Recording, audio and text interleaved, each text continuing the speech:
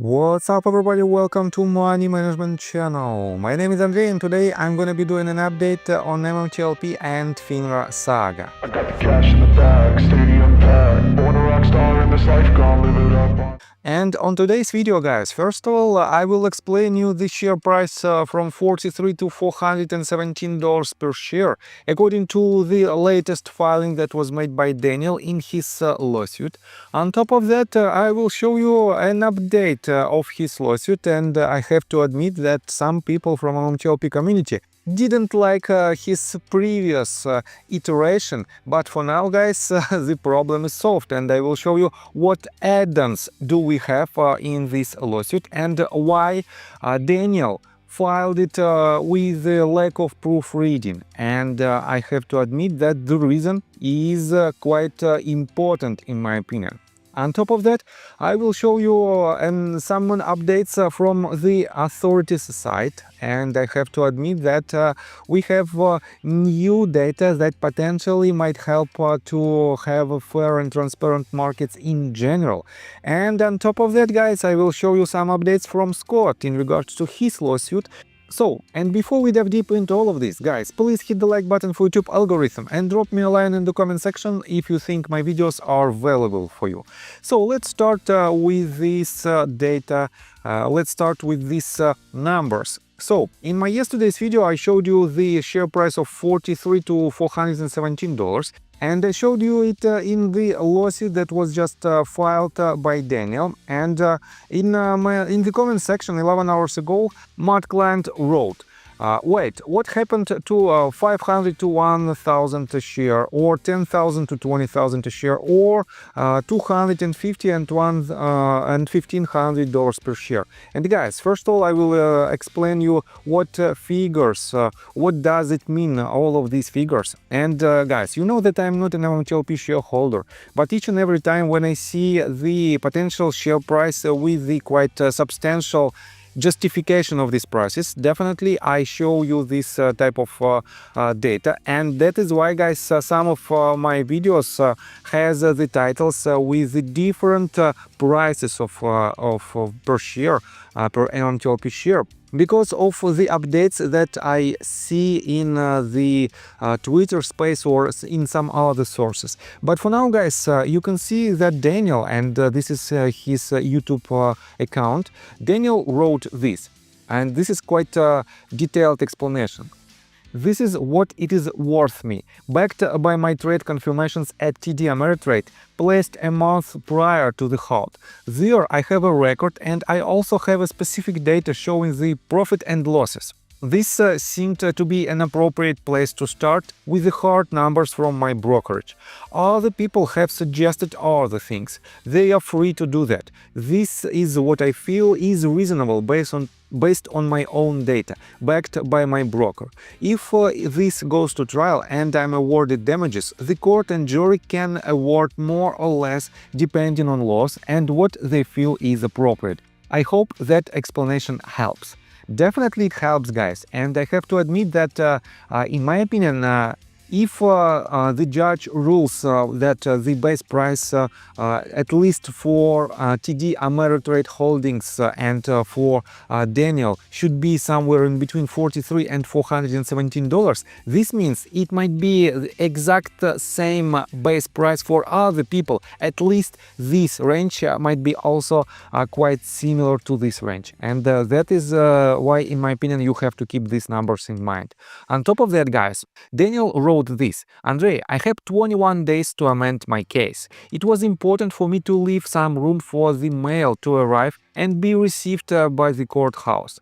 Despite the fact that my service in Europe tolls the statute of limitations, it was important for me to file before the deadline, so that if I'm successful, others can follow suit regardless of the deadline. In that, if my claims or fraud are substantiated, then the statute of limitations rolls forward from the date of the incident, December the 9th of 2024, and definitely it is the joke, and he understands it, and he basically made a correction. I mean December the 9th of 2022. To the day the fraud was discovered as founded.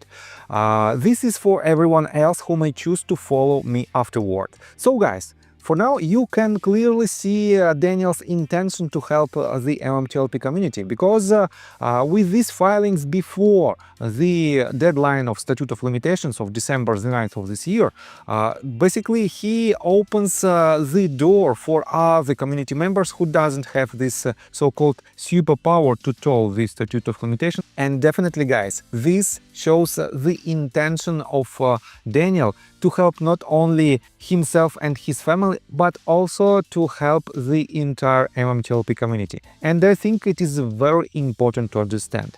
On top of that, guys, just 1.5 hours ago, he sent me an updated version of his lawsuit, and I have to admit that for now it consists 67 pages, and previously here is the previous version. As you can see, it has 58 pages in it, and for now he added a lot of information, and I have to admit that I didn't have enough time, because I didn't have enough time to read it in its entirety.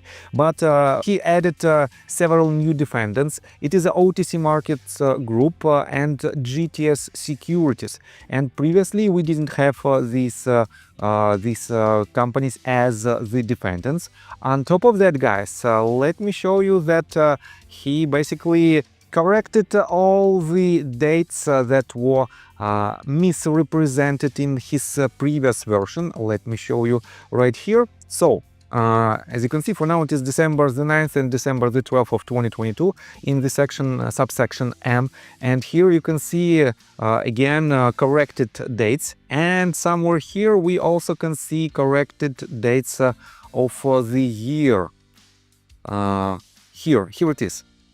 And guys, this means the problem is gone, but at the same time, yesterday I showed you this tweet that was written by Murdoch, the Meta guy. And let me remind you that he basically published the screenshots of these typos, and he wrote, "The halt has yet to happen, ladies and gentlemen. According to Surgeon SGM Daniels filing, the improper trading halt of MMTLP shares will occur on December 9th of 2024. Mark Basile is now more than 10 for not proofreading the document prior to reposting." And here you can see again the tweet that was written by Susie Surfer, and she basically asks why he mentioned Mark Basile in this case. And Murdoch responded, let me quote you this. He reposted it, and it very clearly contains a significant typo.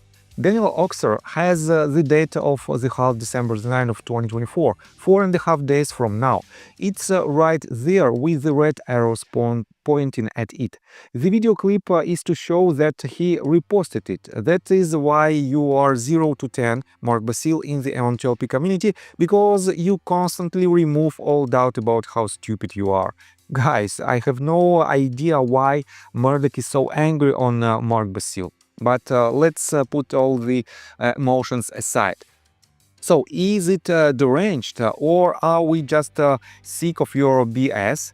When the hell are you going to sign that contract to cage fight Jack? I can play the clip again if you don't remember. You challenged a shareholder to a cage fight on an open forum on your attorney account. That, my friend, is deranged. And I have to admit that I don't like this type of scandals inside the MMTLP community, but I have to show you how miserable the reason of these conflicts are. So, you have been nothing but a pain in the ass of this community, so expect to get poo flying your direction, you goofy weasel. How's Horsani? How's Steamroller? How's ICW? Flop, flop, flop. You blame us for not taking legal action sooner, but everyone knows only fools rush it. You have made the hill steeper to climb by losing so much. I was in the hospital all summer recovering from a stroke. I just recently learned of my great uncle passing. I am beyond exhausted with this crap. Bring your frivolous lawsuit. What else is new? And Susie responded to this. So you are pointing out that Basil reposted it. My interpretation was you were stating Mark Basil helped file it. So it was a proofreading mistake by Mark Basil. Thanks for pointing that out. I'm sure Dan Oxer will appreciate your scrutiny and attention to details. And guys, for now, as I already showed you, the problem is gone. Daniel basically fixed all the dates, and he added even more information, and we know the reason why he was in a hurry. And I think the reason is extremely important for entire MMTLP community. And guys, take a look right here. Mark himself responded to his tweet of Meta Guy Murdoch, and he wrote, you see, and he basically responded to Susie. You see his stupidity and bias, especially when they get caught. Double down with lame excuses and explanations. They just make stuff up in thin air. I feel bad for the people who have been hoodwinked by minions for the last 2 years.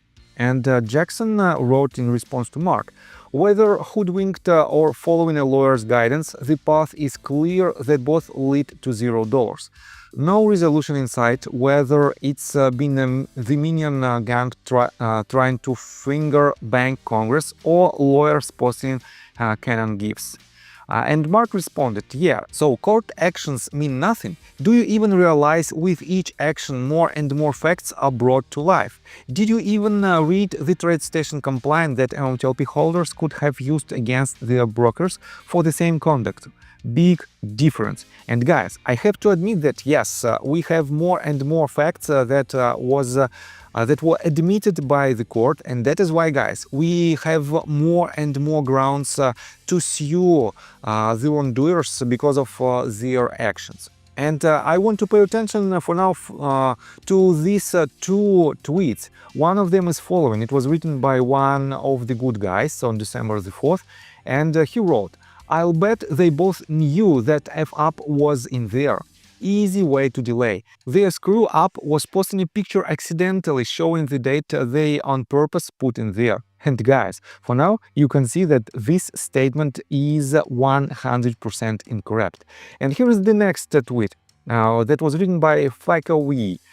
He wrote, I think this demonstrates a couple things. First, it seems it takes balls and tenacity for more than it takes a law degree. Second, from what I gather, filing on time is more important than getting it perfect right out of the gate.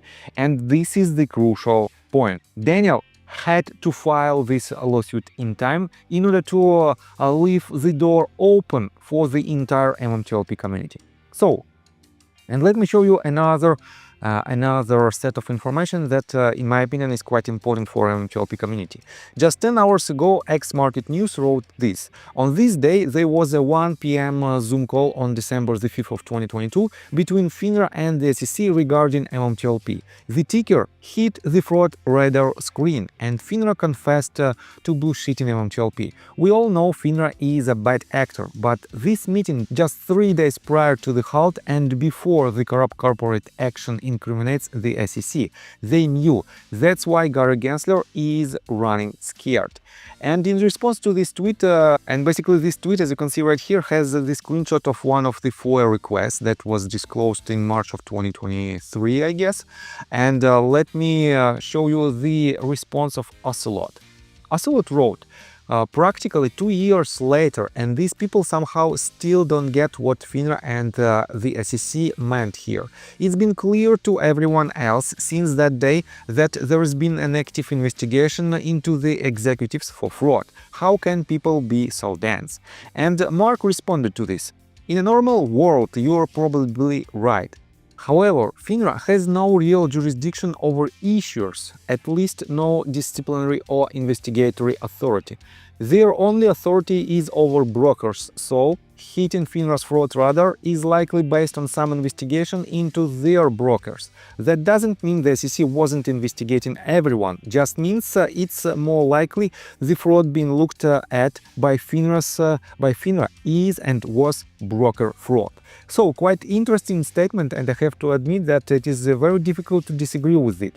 That is why, guys, I have to say that FINRA knew about the problems in our case from the side of broker dealers. That is why, guys, we have let me show you, we have the defendants in these lawsuits. We have in the list of defendants, we have the broker dealers from which, for example, Daniel bought his shares and from which Scott bought his shares. So let's take a look again right here. In response to Mark Basil's tweet, Ocelot wrote 6 hours ago, "True, but they do have departments dedicated towards market surveillance, and when they see something, they tip off the SEC. I'm interested to see who, seemingly a lot of other radar screens as well, refers to in that email." And Mark wrote, "At this point, anything is possible." And yes, I have to admit that again, we can see in the list of the wrongdoers basically any broker dealer, because for now we have just, let's put it this way, some rumors or some speculations that TradeStation had the share imbalance on their books, and we have potentially several other broker dealers who have the same and who had the same problem on their books as well. So, and for now, guys, I have to admit that let's take a look right here. Market News also wrote this basically on just a couple of days ago. We know that Donald Trump has chosen another person on the crucial, on the basically quite important post in the new president's office. And as you can see, Market News wrote, "Just in, SEC Chairman nominee Pat Atkins has raised extreme concerns regarding FINRA." And we know that the new people in the key posts of authorities might change a lot in the policy of these authorities, and that is why with this statement, let me quote you this in details. "I must raise serious concerns regarding expanding FINRA's empire without a fundamental re-evaluation of its statutory functions and the organization."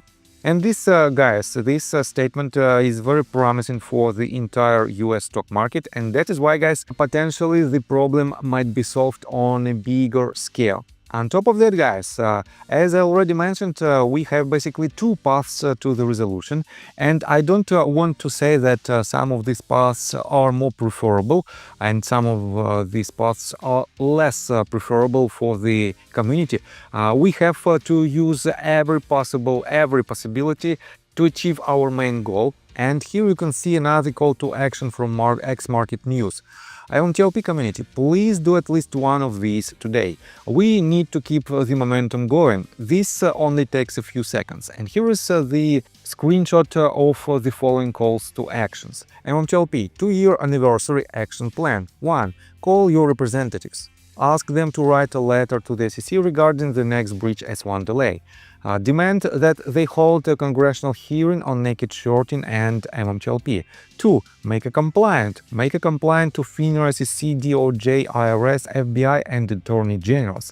3. Media inquiries. Ask Charles Payne and Fox News if they can do a special on MMTLP or mention the ticker for the 2-year anniversary. And 4. Social media. Spread the news on X and other social media platforms, posting that it's been 2 years since FINRA halted the ticker. Ask influential content creators to post about the 2-year anniversary. Some that have already mentioned MMTLP include Pulti, James O'Keefe, Laura Lumo, Peruvian Bull, Unusual Whales, and guys, I'm also should be in this list because I do the videos on a daily basis. Nevertheless, I will continue to do it because I want to help MMTLP community to see this resolution. So guys, unfortunately, I don't have enough time to show you in details this set of tweets, and I have to admit that Scott is also extremely active person in our community right now, and for some reasons a lot of people continue to blame him that he want to bankrupt NBH, but definitely it is not his goal. And probably tomorrow I will show you this set of tweets, and definitely I don't like it, but I have to show you this in details. And guys, let me tell you my personal story. I have a wife and 2 children aged 11 and 15, as well as a small dog. After 30 years of living in Russia near the Baikal Lake, we decided to move. Now we reside in Serbia. Although I don't own any MMTLP shares, I invest a lot of time creating daily MMTLP videos. I have been doing this every day without days off and holidays for more than 1.5 years. Now I wish to buy back this time from my family, from my children. We've agreed that I will ask the MMTLP community to support me, and I will give all the money to the children. Therefore, if you believe that I am providing useful content for you and wish to support me, you can join my Patreon account. For $5 a month, I will add your name to my list of supporters if you wish. Thank you in advance. The link you can find in the description below. So, I think that's all information that I want to provide you. If you like my video, please hit the like button and subscribe to my channel. And see you guys and girls next time. Bye! I got the cash in the bag, stadium packed. Born a rock star in this life, gonna live it up on the attack. Baby, I'm bad, I just wanna get caught up in this life. I'm crazy, I'm mad, doing no cap. Only God wants you.